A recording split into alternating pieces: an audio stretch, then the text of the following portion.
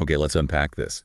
Welcome back, everyone, to a Selfie Seeker deep dive. We're Yeah. revisiting some of our favorite tools today, the really practical frameworks that genuinely help navigate the messy, beautiful landscape of inner healing and growth.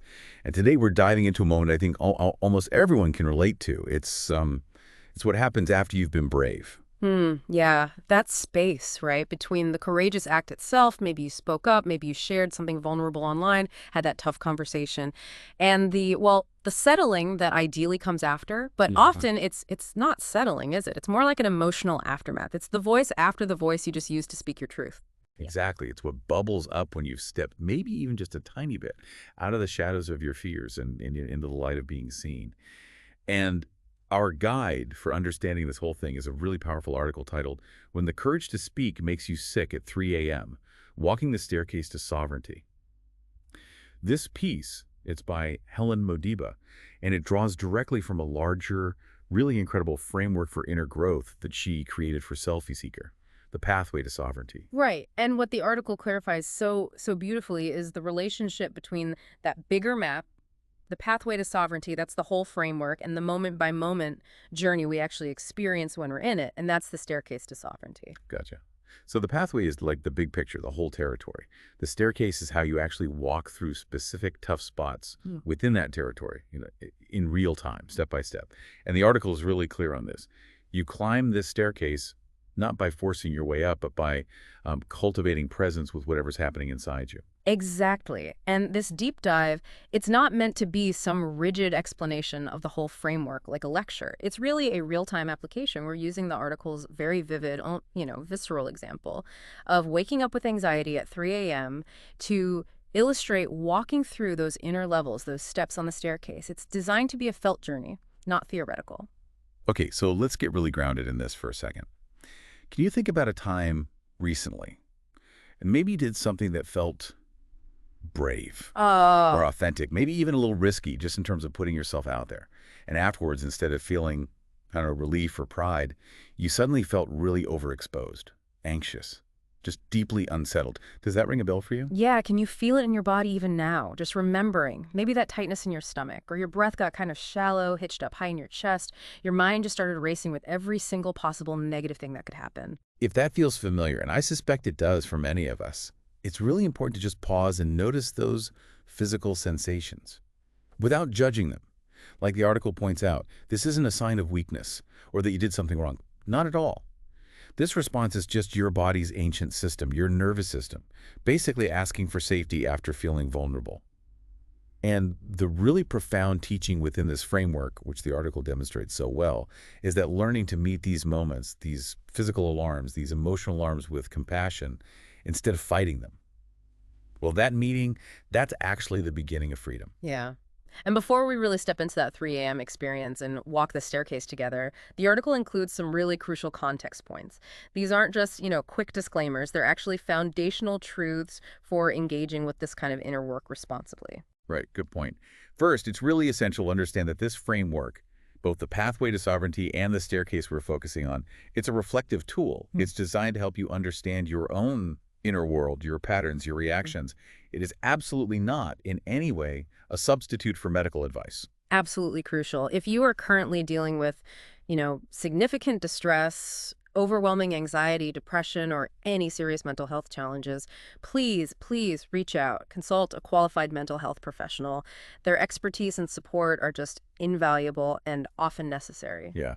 This deep dive and the framework we're exploring through the article, it's particularly helpful, we find, for those moments of inner collapse, when old familiar patterns or fears kind of rush back in after you've taken a brave step. It offers something tangible, something you can hold on to in those really difficult moments. And finally, as with any kind of inner exploration, if this material or the concepts or even the specific example used here feels triggering or just doesn't feel supportive for you right now, please honor that feeling. You are strongly encouraged to seek help from a professional who can provide the specific, tailored support you need. Your safety and well-being really are the top priority here. Okay. So with that grounding in place, let's step into that scenario the article uses to illustrate the staircase so vividly. Picture this. Waking up, 3:00 a.m., but not peacefully. You're jolted awake by this knot of physical pain, maybe a clenching deep in your stomach, maybe a weird tremor near your heart. And instantly, like before you're even fully conscious, those familiar anxious voices just flood your mind. They feel aggressive, urgent. Who do you think you are? They might hiss, you've gone way too far this time, or you're going to lose everything now because of what you said or what you did. And here's what the article illuminates. It's so, so critical. This intense reaction isn't just about the brave thing you did yesterday or last week. It's not only a reaction to that recent event, this physical pain, these catastrophic voices. They're about what that recent act woke up inside you. It's about much older pain, memories, maybe unconscious ones, of times you were punished for courage, those childhood echoes of rejection or disapproval when you dared to be fully yourself. All those times your bravery wasn't met with understanding or celebration, but maybe with silence or criticism or something worse, that voice whispering doom at 3 a.m. It's not new. The article suggests it's ancient, actually, and it's holding that old pain, making your body literally respond with sickness, with discomfort. But here, right here, is where the turning point lies. Yeah. The possibility of sovereignty begins, according to the article. This time, in that 3 a.m. darkness and pain, something feels different. Instead of desperately trying to silence that voice, push it away, distract yourself, the old patterns, you make a conscious choice. You metaphorically turn on the light. You decide to actually listen. And in that listening, you whisper back. Not arguing, not feeding the fear, but with presence, with a different kind of strength. I hear you, you might say, internally to that fearful part. I'm with you, I see you, I won't abandon you again. That moment. Choosing presence over panic. Turning towards the discomfort instead of running away, that single act of internal recognition and commitment. That's what sovereignty in this context really starts to look like. It's not about getting rid of the fear, is it? It's about choosing how you respond to it from a place of your own inner authority. And often, this kind of profound turning inward, it gets catalyzed by a really pivotal question, the kind you ask when you're just utterly exhausted by the same old loop of fear and reaction. Why does this keep happening to me? The article suggests that asking this question, truly asking it with a genuine readiness to listen for the answer inside, well, that might be one of the most important moments of your life. Yeah, because that question, it signals a huge shift, doesn't it? It means something inside you is finally ready to stop just reacting to the surface triggers and those ancient echoes, and ready to turn inward, understand the pattern, and actually begin consciously writing a different story for yourself. And that readiness, that conscious turn, that's the invitation to start walking the staircase to sovereignty. The framework lays out 6 levels, or steps, that map this internal movement.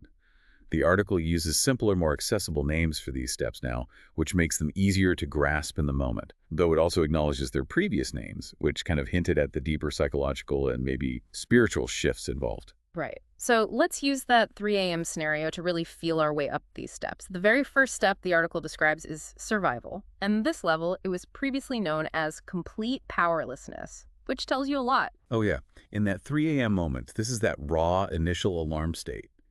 It feels exactly like the name suggests, doesn't it? Yeah. Your body is just locked in pain, that knot in the stomach, the tight chest. Your mind is completely hijacked, racing with catastrophic thoughts. You feel hunted somehow by your own internal landscape. Fundamentally unsafe, unworthy, rejected. It's hard to breathe deeply. It feels impossible to think clearly or rationally at all. And the voices you hear here are just loud, overwhelming, and they're absolutely convinced of impending disaster. They sound like, you ruined everything, this is it. They're gonna fire you, nobody likes you, you've exposed way too much, you idiot. That kind of thing. Yeah.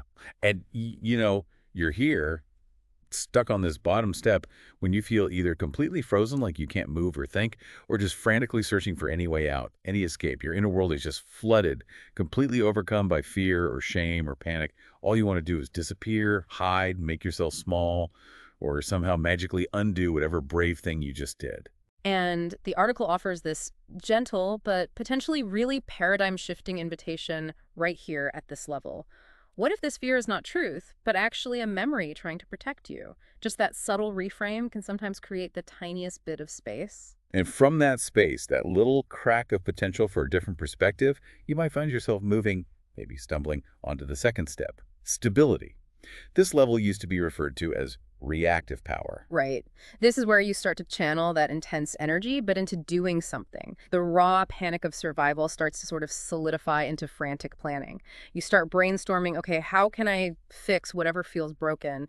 You start telling yourself, okay, right, I need to get up early. I need to work twice as hard tomorrow, prove my worth, make sure nobody sees how terrified I actually am. I have to hide this vulnerability that caused all this mess. Yeah. You basically shift into overdrive, desperately trying to control the external situation and, maybe more importantly, how other people see you. The voices here, they're not just pure panic anymore, are they? They're kind of mixed with this desperate attempt to control. They sound more like, get it together, pull yourself up.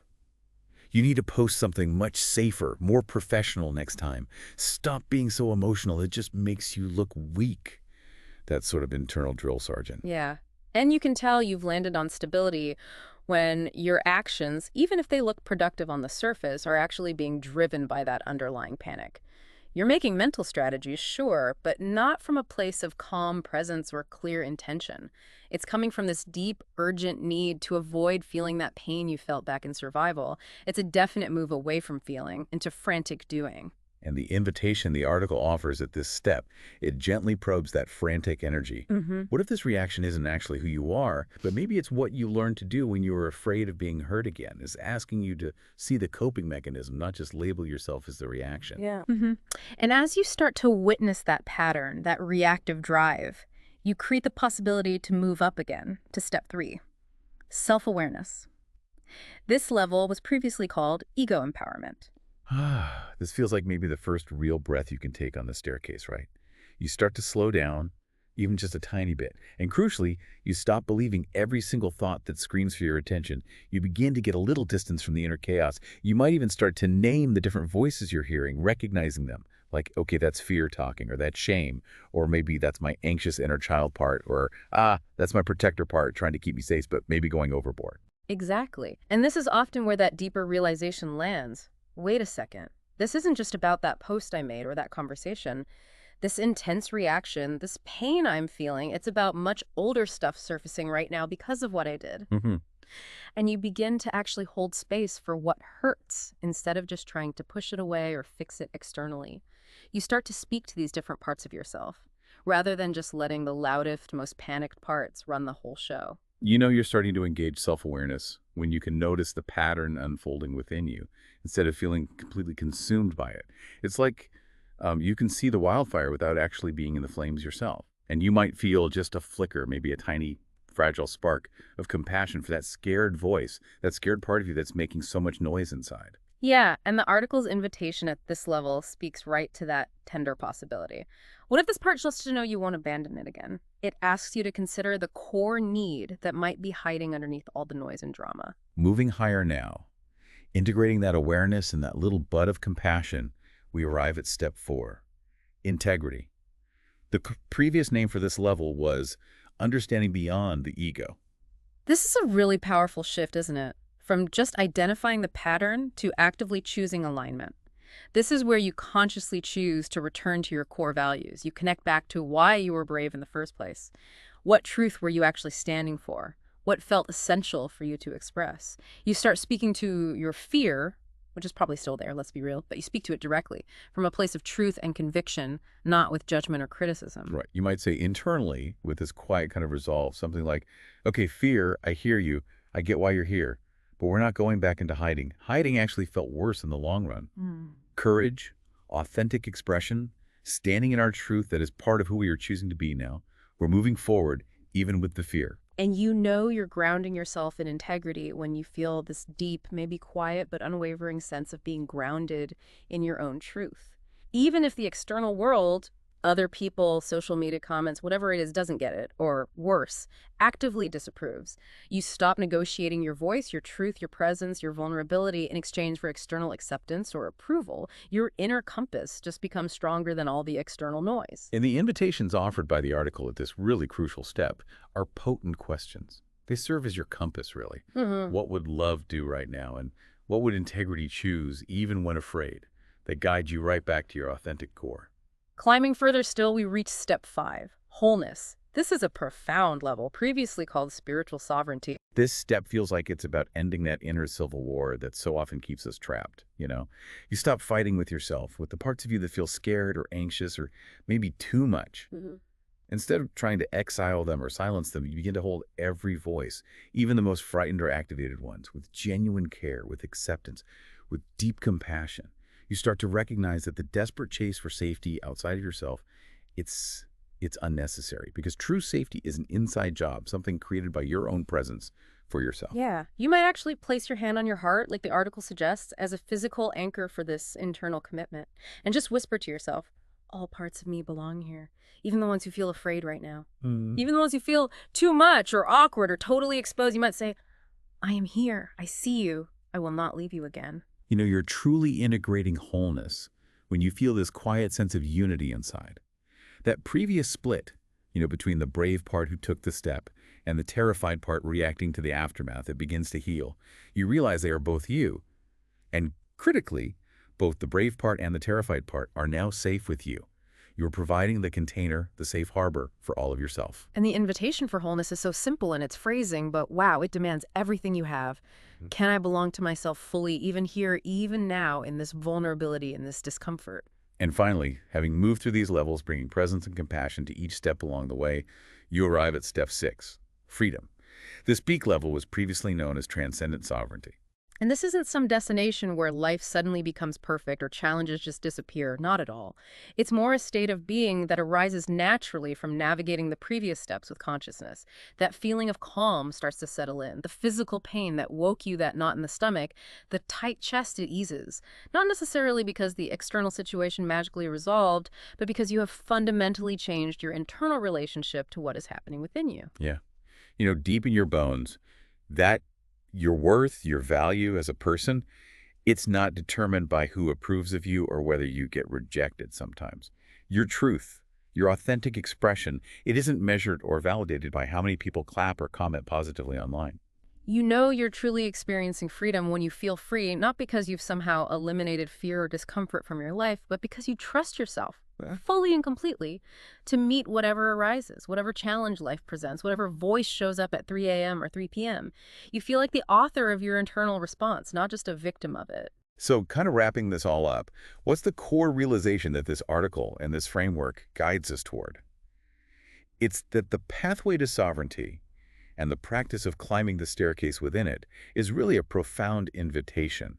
An invitation to meet those intense emotional flashpoints, those moments of inner collapse that often follow vulnerability, not with the old unconscious habit of reactivity, but with conscious presence. And that difference, it's everything. Reactivity just keeps you trapped, Right. right? Replaying the same painful loops, reinforcing the old story that maybe bravery leads to pain or rejection. Presence, though. Yeah. Presence interrupts that loop. It literally hands you back the pen to write your own experience. And here's where it gets really transformative, pulling from that deeper truth embedded in the framework. The more you witness your own patterns, the more you engage with your internal landscape in this conscious way, the more you realize you are not just passively living out a story that was handed down to you by your past, by other people's reactions. You are, in every conscious moment, actively writing a new one. So sovereignty, defined through this particular framework, isn't about mastering life or controlling every single external outcome. That's impossible anyway. It really is about reclaiming your fundamental authorship over your internal experience. It's about choosing how you meet yourself and how you engage with whatever arises, even and maybe especially when the plot of your life takes a completely unexpected, uncomfortable turn. Which brings us to a reflection for you, listening right now, right where you are, inspired by the article's closing thoughts.